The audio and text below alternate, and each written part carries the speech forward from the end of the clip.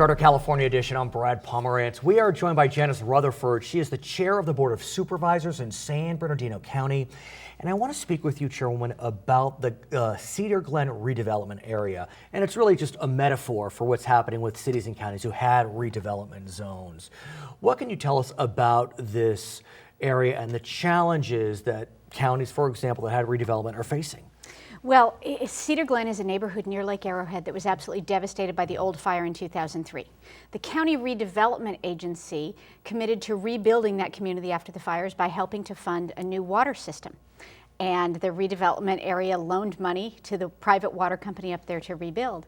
Well, and through some complications, the water system didn't quite get done, but was still being worked through. So here we are now in 2013, 10 years after the fire. The neighborhood still isn't rebuilt as much as it needs to be, although property owners and homeowners would like to rebuild. Now, the state, when they got rid of redevelopment agencies, said that loan isn't valid anymore, give the money back. Well, wait a sec. What I had thought when redevelopment was eliminated, and we could talk about that momentarily, whether it should have been, that if a project was already in the pipeline, that the redevelopment agency could continue with that project. Well, what the law said was the state gets to decide whether they get to continue with that project. And in this case, for some reason, they've decided we can't continue. So now you've got property owners there who can't get decent water supply.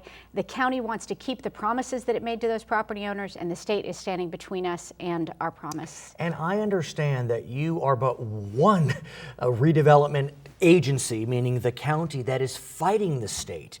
There have been lawsuits. I believe Glendale had filed, Burbank had filed, and the beat just keeps going on. I mean, why is it that the state continues? I know you're not part of the state, but what is happening here that we can't seem to come to some agreement on these issues regarding redevelopment and continuing projects? Well, you're right that there are a lot of other cities and former redevelopment agencies that have problems with the state. Cedar Glen is unique because of the way the loan was structured. I don't want to get into all those details. Fair enough. But the state apparently just wants more money to solve their budget problems, and they don't care the kind of ripple effects that it has through the economy. But here's the irony. There are no more budget problems, purportedly. And if you believe that, I've got some bridges. Well, I hear you, Chairwoman, but that being said, it is a different day. Yeah. I mean, the state at least seems to be at a level playing field. We don't see these huge budget deficits. Can we not turn to the legislative branch to say, please stop this behavior? Or is it the executive branch that is acting, and as a result, there isn't much that can be done? I turn to the legislative branch all the time and say that. My understanding of redevelopment is there are actually now some nonprofit organizations that are trying to come up with a new, we'll call it redevelopment, but a new economic development tool that local governments could bring in to attract the kind of jobs and revenues and help rebuild neighborhoods. So since the legislature and the governor haven't come up with that, the private sector is stepping in and say, our communities need this. Speaking of, we also know that there had been one tool left, and that tool was called enterprise zones. I'm not sure if San Bernardino County had any. Had they? Yes. So those enterprise zones are now all but gone. There's a different formula. What's your sense of the elimination of enterprise zones? I think it's the same short-sightedness that the state displayed by taking redevelopment agencies. They're not realizing how many businesses and jobs located because of these tools that local government used. Maybe this Go Biz that they're coming up with to replace it, maybe that works. My experience with state programs is it's not going to. I mean, one could argue that localities know how to incentivize themselves, use those incentive programs, and what the beauty, I'll call it that, of redevelopment enterprise zones is you could use local tools, but it was through that state vehicle. I wanted to ask about the Amazon distribution center. Was that brought in as part of an incentive through redevelopment or enterprise zones? I think it was a sales tax sharing agreement with the city of San Bernardino, so it's not something that the county was involved in a little before my time anyway. That being said, how is it going with regard to Amazon? I keep seeing articles being written about the huge benefits of the distribution center. I know that you don't specifically represent that area, but still, I mean, if my husband's shopping habits are any indication, it's booming. Every day I come home and he's got an Amazon box there.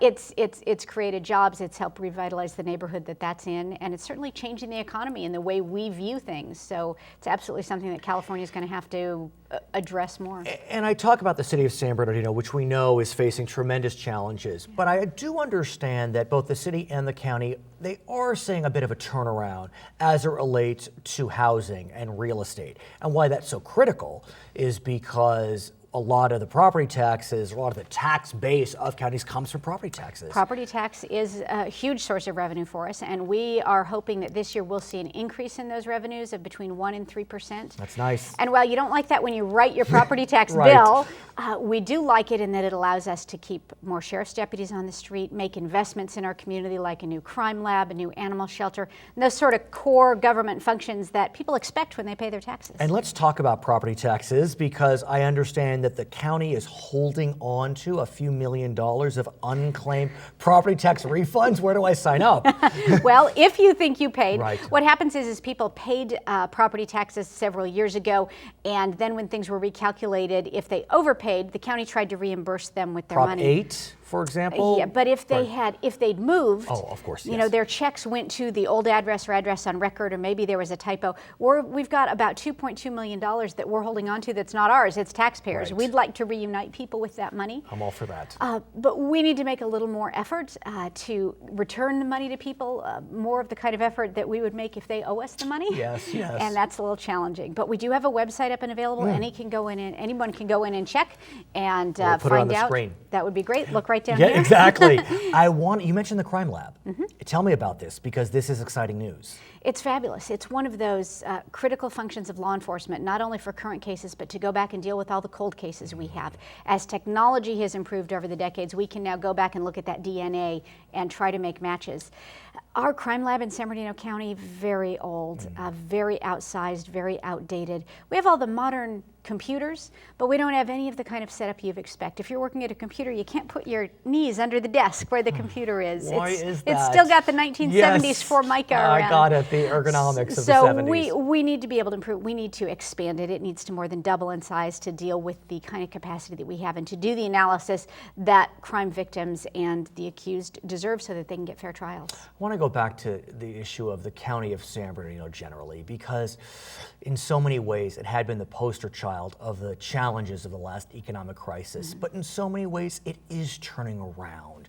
I mean, we really are seeing it. And for our viewers statewide, give us a sense of how San Bernardino is coming back, because the county has a lot to offer. Amazon, I mean, I keep going back to that because that is such a bright light for a region that really needs a lot of light. I think what a lot of people don't realize about San Bernardino County is most of the goods that come into the ports of LA and Long Beach come through San Bernardino County to get out to the nation. Right. So we're the hub. All those distribution centers, not just Right. Amazon, come through us. And so it's our workers who are providing the nation with their goods. We're beginning to see tremendous turnarounds in real estate, low vacancies in industrial, high rents in industrial, making record numbers again in the housing market and price increases. People are starting to invest again.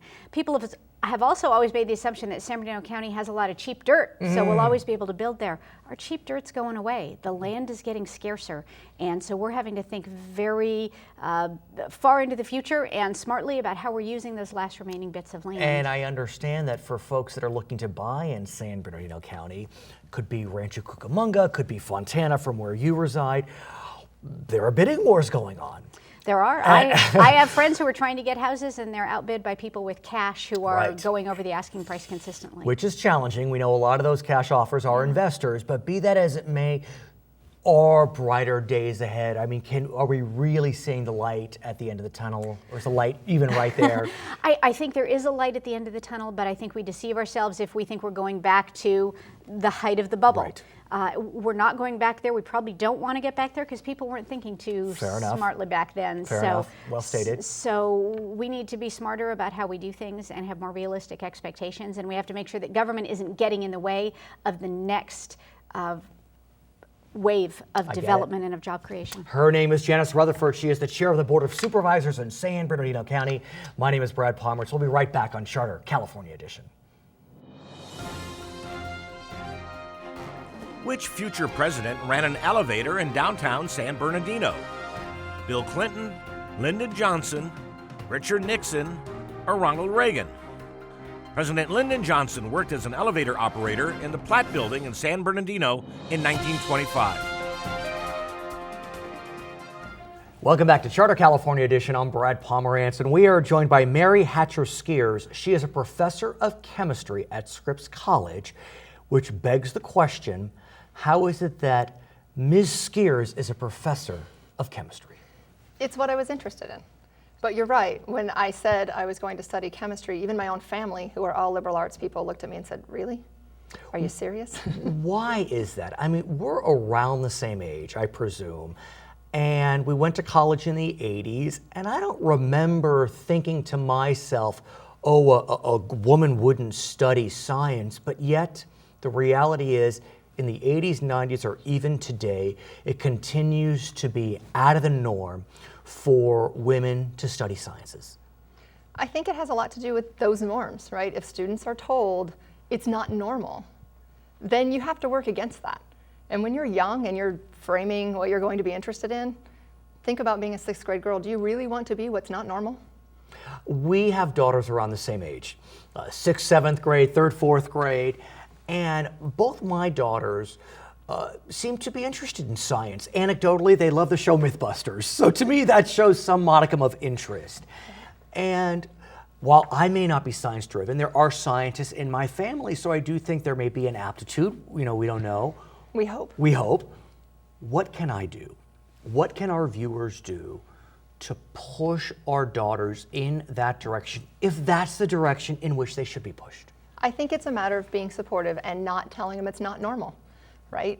Our society has a way of telling young women what they can and cannot do. Be specific. How does that happen? Because look, there's no doubt that for most parents living in California, I would presume, they're not telling their daughters they shouldn't, I would presume. I mean, yeah. Right. So what is it that they're hearing? It's not that they're hearing specifically you can't do science. Right. So let me go back to this book. There's Please. a book called Schoolgirls by Peggy Orenstein where she studied what happens to girls because they're really confident in 4th grade and they're not really confident in 7th and 8th grade. So what happens? With regard to science, math, or science generally? Science and in general. So there's more to it than just science. But so she followed school children in low-income schools and high-income schools and sat in classrooms and interviewed girls and tried to figure out what was going on. And the most profound moment for me in that book was she went to a classroom where the teacher did what she called the gender experiment. And she had the students in 6th grade close their eyes and imagine they were the other gender. And initially they're all, ew, gross. It's like the famous Brown versus Boyd board experiment from the 50s with black and white children. Right, and so she had them and she said, no, now concentrate and think back, and she kind of walked them backwards and then said, okay, so now tell me what it would mean. So she asked young boys, what happens now that you're a girl? And the boys would answer, I wouldn't be allowed to stay out late. I don't get to do this. I can't play sports. And ask the girls, what happens now that you're a boy? I'd get to play sports. My dad would encourage me more. People would expect more of me. So she had a board of all these things, and when she looked at it, what she realized, and Peggy Orenstein put in really good words, was by 6th grade, boys and girls both know masculinity equals opportunity and femininity equals constraint. And that's now. I mean, okay, in the 70s we could have expected that. None of us expect that now.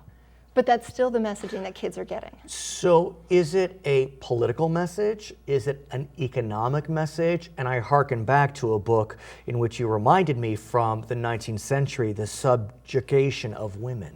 Yeah, so Mill wrote in The Subjection of Women that society, he was trying to push for women to have voting rights. And there was all these arguments against it. And what he said was, the real argument is men fear that if women have options and women have rights, they might choose to do something other than be your wife and have children. And I do think that it's strange to say people fear that. I don't think one person would say, yes, that's exactly what I fear. But I think culturally, if you look back to the recent Pew results, we all learned 40% of the families in America rely as a primary breadwinner on women. Now, I would have thought the response to that would be, oh my goodness, we must pass a Fair Paycheck Act. We must do things to promote women's rights, because if those 40% of families had increased income, imagine what that would do for the economy. But instead, we heard talking heads say, oh, this is terrible news. How can this be? This is the detriment of society. It was unnatural. We had a politician stand there and say, that's not natural. Women shouldn't be in charge of their families. And when we look at pay equity, are we making progress? No. It went from 74% to 77% in the last 2 decades. A little bit. So I'm not sure you could say that, right? So if we're at 70 cents on the dollar, if you made that equal, that extra 23 cents a dollar, imagine what that could do for the economy. Now, is it different in STEM fields? You know, actually, women do pretty well in STEM fields. They do, okay. You know, I'm not sure exactly the ratio, but it isn't the pay, it's getting in and staying in. So now what we're seeing is many more young women are going into STEM fields. We have many more women graduating in undergraduate degrees in STEM fields. Well, let's talk about Scripps, for example. It's an all-women's college, but what's unique about it is the science department, as I understand, is in a consortium with colleges that are co-ed. Is that correct? That's true. So in your chemistry classes, what are you seeing? So my chemistry classes are co-ed. I have students from Claremont McKenna College, Pitzer College, and Scripps College. But they're 70% or more women. And Scripps doesn't make up 70%. But it turns out, and it might be, because there are so many women there, more women from Pitzer and CMC are comfortable studying science. So oddly enough, years ago, I had a student say, Professor Hatcher-Skeers, we need to recruit men into the chemistry major. And I laughed and I said, you know, when you leave here, you won't feel, trust me, there's plenty. We don't have to necessarily do that here. Let me ask you then about single-sex education, be it in elementary school, junior high, high school, and or college. What is your sense of that educational approach when looking at girls and specifically STEM fields? Well, the data suggests that it's really helpful for STEM fields and for business. Non-STEM fields? Yeah, I mean, if you look, women in business, CEOs, Fortune 500 women, women in Congress, the majority of them went to an all-women's high school or college. Yeah, in fact, I'm going to say 10 years ago, it was all of them in the Senate went to women's colleges. My God. So there's something there, and there have been books written, and what they suggest is if you are at an institution that is run by women, where all the leadership positions are held by women, so class president, the top jock, the smartest kid in the class, if all of those are women, you see that as natural. Whereas if you're in a co-ed place and the top jock is male and the school body president is male and the scholars are male, you don't see that, right? So there's something. Certainly, some schools do perfectly fine. It's not that everybody needs that, but I think there's a place for it. And I think there's something in the psyche of the young women who go to those schools where they see women achieving and they don't, it's basically they're just not seeing the barriers that they're not necessarily aware that they're seeing in their other schools. Are there distinctions made between high school and college in terms of the benefits of single-sex education? There's some studies, I wouldn't say they're very conclusive. So some of the women in Congress went to all-women high schools, some of them went to all-female colleges. So, you know, for myself and my 3 daughters, I'm hoping they'll go to one or the other. So what are your thoughts? I mean, I don't want to get personal, but what are your thoughts? Again, I think it's student-driven, right? My 3 daughters are all very different, so they're probably going to be looking for different types of schools. But I certainly wouldn't be opposed if they decided they wanted to go to a women's college. So where do we go from here? Because, you know, maybe I'm being Pollyanna, but I do feel as if we're making progress, or is it just the progress is so slow that we're really not, and we need to see change? I think the biggest thing is we've made progress. Certainly, women are in careers all over the place, right? You can see women in leadership positions everywhere. So we've made huge progress since the 70s. And if you talk to young women in STEM, many of them will say, I don't know what you're talking about. That's over. That battle's over. And in a sense, you're right. Women are there. But are we being treated respectfully? Listen to the media. Listen to politicians. Listen to the rhetoric about women. If 40% of families having a female breadwinner is a problem, what does that say to young girls? Is it regional, if you know? You know, I don't know. I couldn't answer that. But I think there's too much rhetoric aimed against women and their success. Successful women seem to be targets. For example, here's a good example. Please. In the primary, when Hillary was running against Barack Obama, right? So we had Hillary Clinton, Barack Obama, they were the front runners. If you went to Google Images, right? If you went to John McCain, beautiful, he looked just like you, there were American flags, every image that came up initially was very presidential, or pictures from war. If you went to Barack Obama, you had to go to the second page before you saw cartoons. He also looked presidential, he had, you know, the flag, he was in proper. You went to Hillary Clinton, the first page, there are caricatures of her as a lusty broad. So even then, that was not regional, that was a national election. Well, if she runs in 2016, we'll have to see what happens. Right, we'll have to see what happens. Her name is Mary Hatcher-Skeers. She's a professor of chemistry at Scripps College. I'm Brad Pomerantz. You are watching Charter, California Edition. What percentage of jobs in the United States require a high level of knowledge in at least one STEM field? 10, 20, 25, or 30%? According to Brookings Metropolitan Policy Program, 20% of all jobs in the United States requires a high level of knowledge in at least one STEM field. Welcome back to Charter California Edition. I'm Brad Pomerantz. Our guest is Peter Benavidez. He is the president and CEO of Blindness Support Services, which services Riverside and San Bernardino counties. And I remember you well, sir, because you were a candidate for mayor in Riverside. And I have to say, I'm a neutral observer, but I was very impressed by you. Well, very impressed. Thank you very much. You did a great job in the debates. Let's talk about you for a moment to give us a sense of who you are. You are blind, although you do see some light. How is it that you became blind? I was born with an eye disease known as retinitis pigmentosa, and it's a progressive disease of the retina that over time you gradually lose your sight. It's otherwise also known as night blindness, because that's when I have the most difficulty, when it's dark. So right now, are you seeing some images? I mean, do you have a sense of presence, a sense of light? Yes, I do. I have a sense of light, presence, people. I do have some peripheral vision. Right. Stronger on my left eye than my right. I use this cane to get around safely and independently. And that's part of the things that we do at Blindness Support Services. Right.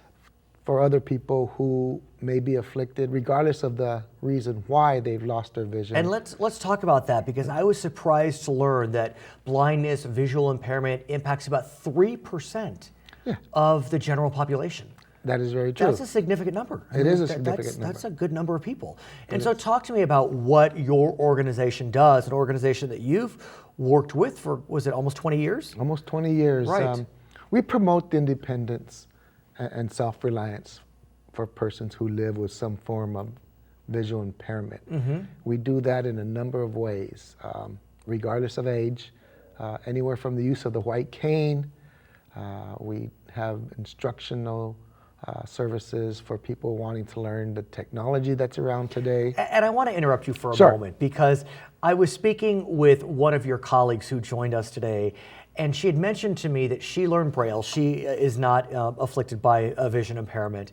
And then you had mentioned that Braille is not as critical as it was when we were growing up because of technology.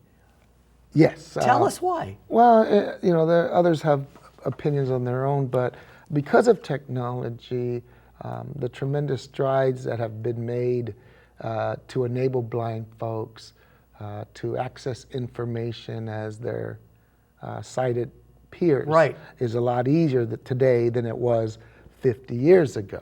So, for example, I would presume that your sense is that children that are born with blindness still should learn to read Braille, because in certain places there won't be technology that can help you.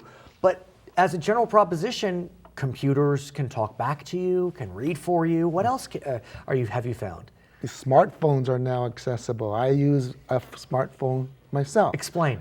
I'm able to text without even looking at the phone. So you talk to the phone and it will text for you. Or you could touch the button and let go, and it tells you what letter you're trying to place on there and what word you're trying to say. And you could do Google searches. You could, where am I? It's just endless. It's a miracle. It really is. It is a miracle. Now, and, one challenge, though, continues to be transportation.